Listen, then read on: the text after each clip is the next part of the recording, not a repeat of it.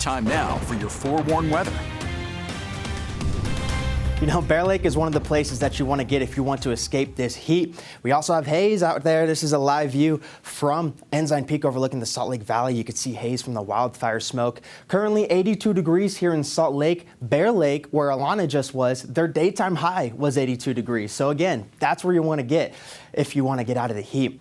Now, we do have the smoke. We need to talk about that. We have the France Canyon and the Forsyth fire in southern Utah. That's going to continue pushing through south central Utah, south of I-70. The winds relax a little bit, and then the smoke kind of meanders north of I-70, but then we see a switch in the winds by Saturday afternoon, and it starts to push the smoke further south, impacting places like St. George, who have seen a little bit of smoke, but most of it has been being pushed to the north of it. But with this switch in winds, we are going to see thicker plumes of smoke in lower Washington County, and then it moves through the Four Corners region as we get into Sunday, and it starts to clear on out even more up here in the north. So that's good news, and it sticks to southern Utah as we get into Sunday, but we'll see what happens with these fires. Satellite radar shows that we are clear and there is no moisture in sight. That's not great. We do really need the moisture. We are in a drought, and that's thanks to this high pressure acting as a storm block, and that's going to keep that system up to the north. Now, temperatures are still a little bit on the warmer side. 82 here in Salt Lake. We got 70s on the Wasatch Front, 76 degrees for Logan, 70s down I-15, 91 degrees in St. George, still pretty warm down there.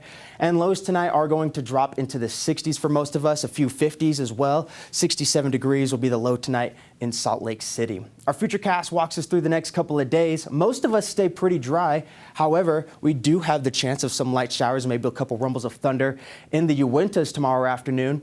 And on Sunday afternoon, we could see it in the Uintas and possibly even into Castle Country, but a lot of it is going to evaporate before it reaches the ground, which can make for erratic gusty winds, and it may even make the fire conditions worse.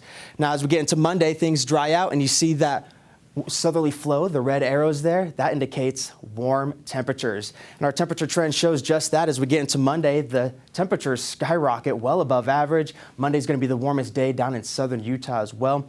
And that's thanks to high pressure. You're going to see it continue to build as we get into next week. Very hot conditions for your Monday. Becomes a little bit hotter in the north on your Tuesday, but then high pressure slides to the east, and that opens up the door for monsoonal moisture for the first week of July. And that's actually the first week of monsoon season, so it's right on schedule there. We have that low pressure system off the coast of California that'll throw a little bit of moisture up here. And then on your 4th of July, things dry out. So keep that in mind when you're out there lighting fireworks. You want to make sure that you're doing it in designated areas like inside the city. Regional forecast shows that tomorrow we're going to be at the same. Up in the north, a couple degrees warmer in the south. Temperatures stay in the triple digits in southern Utah, 108 on your Monday, and only dropping into the double digits for the 4th of July.